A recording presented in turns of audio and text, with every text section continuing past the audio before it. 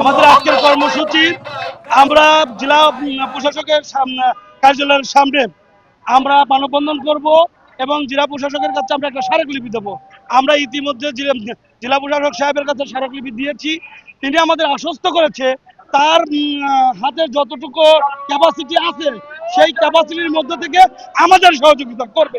পাবনা এক বেড়াসাতিয়া পূর্ণবহালের দাবিতে তার যেটুকু করণীয় সেটুকু সে করবে। আপনারা জানেন আমরা দীর্ঘদিন হলো আন্দোলনের মধ্যে আছি। এর মধ্যে আমরা কিন্তু কর্তৃক একটা রিট পেয়েছি। সেই রিটের আমাদের নির্বাচন কমিশনকে আমাদের কারণ দর্শনের নোটিশ দিয়েছে হাইকোর্ট থেকে।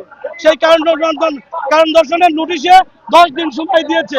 এই 10 দিনের মধ্যে যদি আমাদের বেড়াসাতিয়া পূর্ণ বহল না করে তাহলে আমরা আবারও দুর্বল আন্দোলনে চলে যাবো।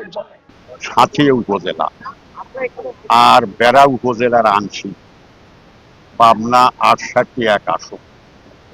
এই আসনটা আমাদের ৭৩ সালের থেকে ২৪ সালের নির্বাচন পর্যন্ত এক ছিল। এখন হঠাৎ করে এই নির্বাচন কমিশনার তফসিল ঘোষণা করছে, আমাদের এই থেকে সাঁথিয়াটাকে আলাদা করে দিছে, আমাদেরকে সুন্দরনগরের সাথে দিচ্ছে। তা আমাদের সাঁথিয়ার সাথে আমাদের এমন একটা জায়গা, এই সিএনবির দাঁড়ালি অর্ধেক সাঁথিয়া অর্ধেক হলো মাঝপাড়া, আর আমাদের সেই ৫০-৬০ কিলো দূরে হলো সেই সুজাতে। তা আমাদের একটা কাজের প্রয়োজন হলেই পারে যে আমাদের দেওয়া লাগবে সেই ৬০ মাইল। এই আমাদের সাপেক বহল করার জন্যই আমাদের আন্দোলনটা। এই কারণের জন্য আমরা আন্দোলন করতেছি। আশা করি যে আমাদের দাবি দাবা অবশ্যই মেনে নিবে। আমরা জেলা প্রশাসকের কাছে আমরা স্মারকলিপি দিয়েছি, ওনাকে আমরা অনুরোধও জানাইছি যে আপনার ওই ফরিদপুর ভাঙার মতন আমাদের অন্তর ডিসি যেভাবে ইত্যাদি করছে আপনার এরকম দয়া করে করবেন না। তো উনি বলছে হ্যাঁ ঠিক আছে, আমি করি। পরবর্তীতে আমরা এই অবস্থা আমাদের কর্মসূচি তো চলবে। দাবি না মানলে পারে কর্মসূচি আছে মধ্যে।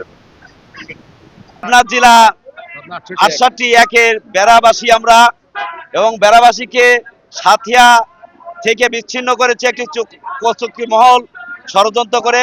সেই পূর্ণ বহলের জন্য আমরা জেলা প্রশাসনের কাছে একটি স্মারকলিপি দিয়েছি এবং আইনের সহায়তা নিয়েছি।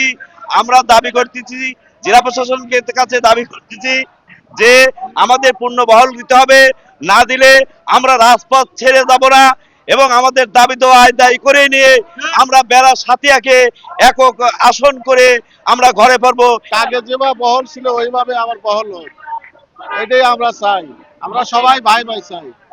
বেড়া সাথিয়া আমরা এই আন্দোলন করছি যে বেড়া সাথিয়া আগে যেভাবে বহল ছিল ওইভাবে বহল হয়।